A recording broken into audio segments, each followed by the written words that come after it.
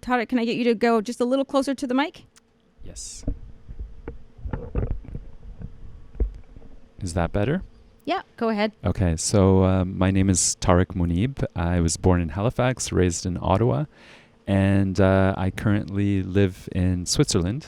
And I just finished producing and creating the film Free Trip to Egypt. And you're also a Carleton alumni? I am. I graduated from the Faculty of Computer Systems Engineering. Okay, perfect. And so, Tarek, I think we can get started. Great. So, hello, Tarek, and welcome to A Luta Continua. Thank you for having me.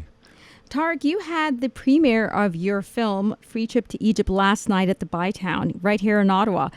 How did that go? It was really spectacular. We've been to hundreds of theaters in the United States, but last night was the Canadian premiere, and to have it in my hometown was just really a special thing for me. And to see a packed theater and then a standing ovation, it was quite moving. So, Tarek, tell us a little bit about your film. What is Free Trip to Egypt about? It's about a journey of exploration into human kindness versus fear. In late 2016, I was feeling quite anxious about where the world was heading, the trajectory of polarization and demonization, and I felt myself feeling fearful, even fearful of Americans. So I thought, okay, I don't want to become afraid of Americans. I don't want to withdraw. So why not approach people in kindness, the very people that I think fear me? And then the idea came, well, why don't I just randomly approach Americans on the street that are concerned about the Middle East and offer them a free trip to Egypt? So the film follows the whole journey, the search for people, all the interactions. And we actually found people, very interesting people, that we brought to Egypt, paired up with Egyptians, and we followed all their journeys. And it was just phenomenal. I mean, I didn't know what to expect. We let the film just unfold. And the magic and the twists and turns were just incredible. One of the places you went to recruit people for the film was a Trump rally. What was that like? Well, that was interesting because ironically enough, that moment was the moment where I regained my faith in humanity. At a Trump rally. At a Trump rally, yes. Because I think reading the news, hearing about, people's support of Trump and a lot of the racism, etc., you build up this anxiousness. You feel like the 60 million people that voted for Trump are all bigoted and racist. That's kind of the perception that was building up in me.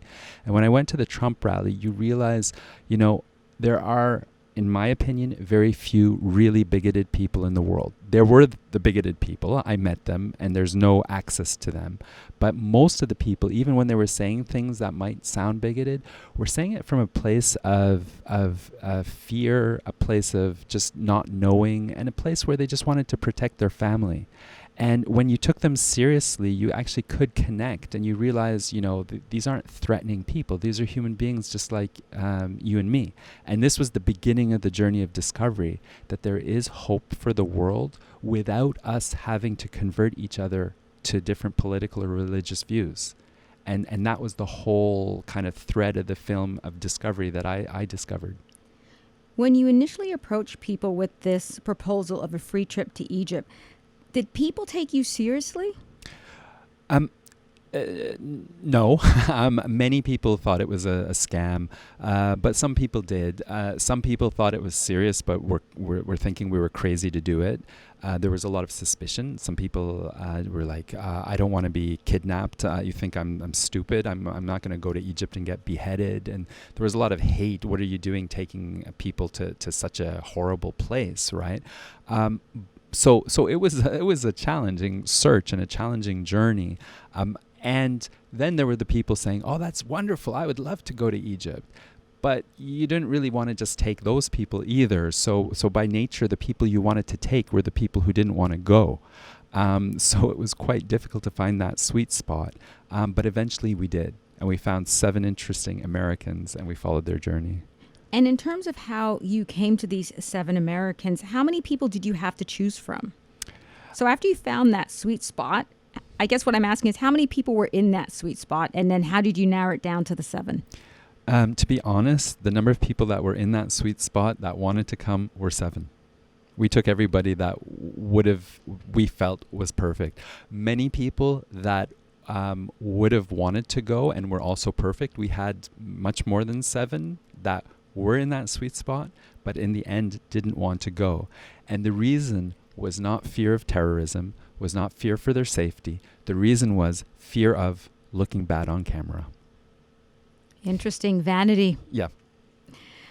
So, Tarek, tell me a little bit about the people that actually went to Egypt. Tell me about these 7 people. Well, this was the fascinating part. This was really the magic. So we had a retired school teacher who talked about the change that happened to her in after September 11th, that all of a sudden something just shifted inside her, and she became extremely afraid of all Muslim men, and she couldn't even look them in the eye. Right? So part of the magic then was, okay, who are we going to pair her with? So we paired her up with a young Egyptian Muslim revolutionary, right? Just to see how they would react. We had a very zealous Christian evangelist in his early 30s who came with Miss Kentucky, a former Miss Kentucky from his church, who wanted to spread the love of Jesus and baptize Muslims. So we took them and we paired them up with a very Orthodox Muslim family, with the man with the beard, the woman covering her face, the kids covering their hair. So that was a really fascinating dynamic. What's going to happen, that we met at the Trump rally a former Marine veteran, really big, tough guy, and we paired him up with a beautiful Egyptian dancer. So there was all these really fascinating threads and experiments in human interaction that we followed, and it was just amazing what unfolded. And how did you go about finding the hosts for these 7 Americans? So it was much easier to find hosts, because I think going out of your comfort zone to a foreign country is much different than receiving somebody in your home and hosting them. But at the same time, I wanted people that I could really trust. So we had a really stringent process in terms of people I knew, or I knew people who could vouch for people. And we tried to also then get a diversity of Egypt. So you'll see in the hosts, some of them are very, the Orthodox family, very practicing, right up to the Egyptian woman dancer who drives her Harley Davidson in Cairo, right? So there is a very diverse mix of people. Tarek, do you think this film could have been made with Canadians? It could have been made with anybody. Excuse me. It could have been made with Canadians. You could have brought Egyptians to America. You could have, brought Ottawans to Canada. I mean, there's so many divides and connections and misunderstandings between people. This was just one example of a journey we wanted to follow. After making this film, what would you say is at the heart of some of the problems that we're experiencing in terms of xenophobia, in terms of fear? I believe it's trust and escalation, right? We are so fearful of one another, we stop listening. As soon as someone uses a word, we assume we know what they mean, right? If they use the word wall, if they use the word ban, we're not open to hearing each other anymore. And I think as soon as we give room and space for each other to have a conversation, we're not so different as we think. Beyond doing what you did, which is to offer people a free trip to Egypt, how else do you think we can start to bridge that gap and start communicating and start listening and speaking to each other? Well, what's happened after the film, so we had, end of last year, 6 pre-screenings in the United States. And we showed the film to in New York, LA, Louisville, Kentucky, Kingman, Arizona. And it showed me that the people want to connect independent of their political views. And that started what we called the Pledge to Listen campaign. And that's bringing people and communities together just to listen and dialogue. So on June 12th, we had what was called the Pledge to Listen Day of Unity in the United States, where people watched the film together. And then after that, we streamed a live panel discussion from Washington, D.C. and people from all sorts of political and religious views came together. And just simply by coming together and listening to each other, we created new hope. And on that panel, we had Marla Maples, Trump's former wife. We had Congresswoman Tulsi Gabbard, a Democratic presidential candidate. We had an advisor to Trump. We had a former Associate Secretary of State under Obama, right? So I think people, when we just come together to listen to each other and say, you know what, we don't have to hate each other. We don't have to convert each other. We can just listen to each other. Then there's a new hope. And that's what we're finding. And that's what's spreading across the country through the film and through the screenings and through Pledge to Listen. So, Tarek, you have an interesting journey in terms of the fact that you were born in Nova Scotia, you grew up in Ottawa, you now live in Switzerland, Europe, and you made this film in the U.S.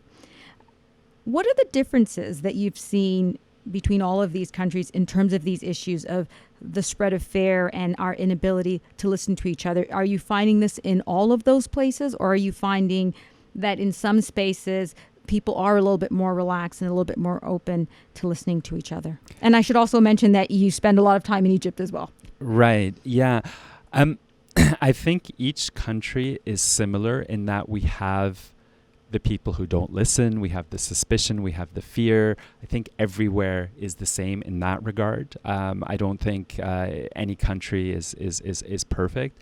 I think some countries in some phases of their development have less fear, more inclusion, are willing to speak more, but it comes and goes in waves, right? So I think even in Canada, which has always been, because I was born and raised here, and I love the concept of integration and multiculturalism, and I think Canada is a shining example of how, you know, we can come together through shared values.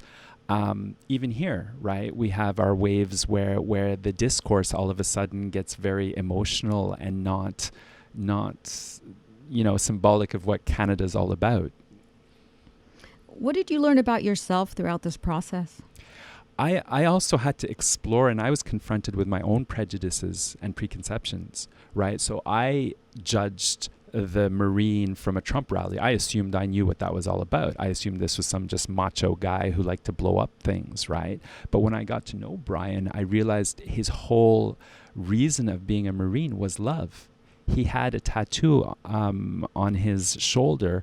It was a biblical verse about the greatest love is to sacrifice your life for your brother, right? And his whole concept of the Marines, being in the Marines, was about, you know, the brotherhood and the love and the bond. So I discovered that. I discovered my intolerance when I was speaking to the Christians. I was trying to explore with them, is it not possible that other religions could also provide comfort and beauty? And, they had this zealous view of, no, it's just theirs.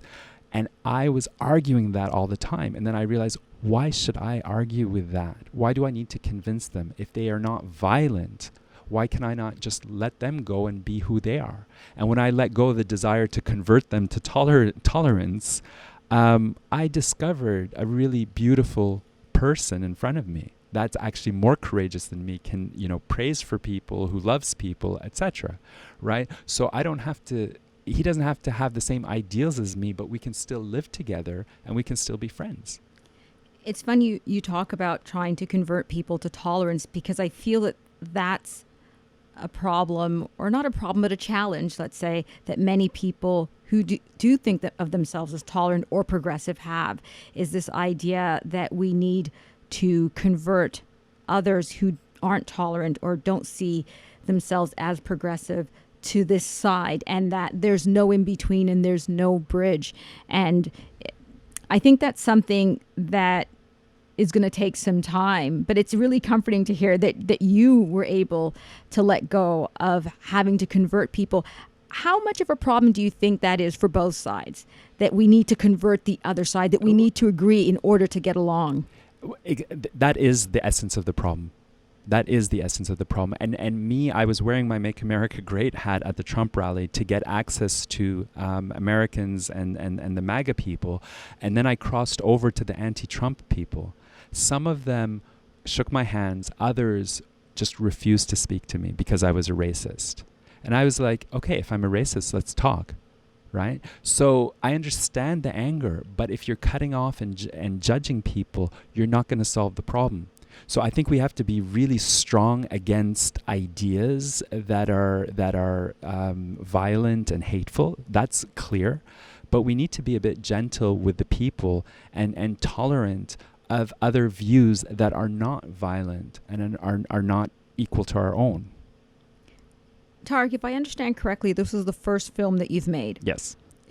What was the most challenging aspect of that journey for you, both personally and technically? I think every phase of the film project offered its own challenges. Every time I thought we were through, there's a whole new set of challenges, right? Firstly, setting up the team. That was really a challenge in the beginning. Because I've been able to lead projects in other areas, I was able to get good talent. Getting the Americans, that was a challenge, and then getting the trip. And then finally, when we finished filming, we had 250 hours of film footage. So then we had the huge editing challenge. And then finally, we got this amazing film together. Now you've got the whole distribution and promotion challenge, right? So along the way, there's always been fascinating and exciting challenges. Do you think this will be your last film, or are you thinking of another project? This is the beginning of the project. The film has started conversations. The film has started the Pledge to Listen. We're working with 30 national organizations in the United States and just starting to work with others in Canada that want to see more tolerance in the world, more listening in the world. We've joined up with the Charter of Compassion, the Alliance for Peace, all sorts of organizations, because our film is a trigger of a conversation, and these organizations can tell people what they can possibly do to continue the conversation. So that's the beginning. So the film in itself was fun for me, but what set me on fire is this need to continue the conversations. So this for you is very much a new journey or a new phase in your life. You are a software engineer. You are a software engineer. And now you're a filmmaker. Does this mean that you are no longer a software engineer? Are you now going to take on filmmaking full time? Well, the last time I programmed software was 1996, and then I became a manager, and then since 2003 I've been running software companies. So I think my management and my leadership is what enabled me to lead a film project. So it's not really the film itself, it's leading this and facilitating these conversations is the new part of my journey now, and I'm focused on that. So if that needs another film, I'm in. But the excitement for me is the connections. Tarek, I'd also like to ask you, why did you choose film as a vehicle to tell this story and to get this message out? I think we're not going to get anywhere through intellectual, analytical discussions. That's not how we reach each other. We reach each other through people and stories. As soon as you see me as a human being, as soon as you see my story, you will trust me more. You will see that you know who I really am. And I think through the film, we were able not just to take 7 Americans on a journey, but all the audience as well. And I think that's the power of film, is taking each other on our own life journeys and sharing that with the larger world. Tarek, thank you very much for joining me on A Luta Continua. It's been a real pleasure. Thank you.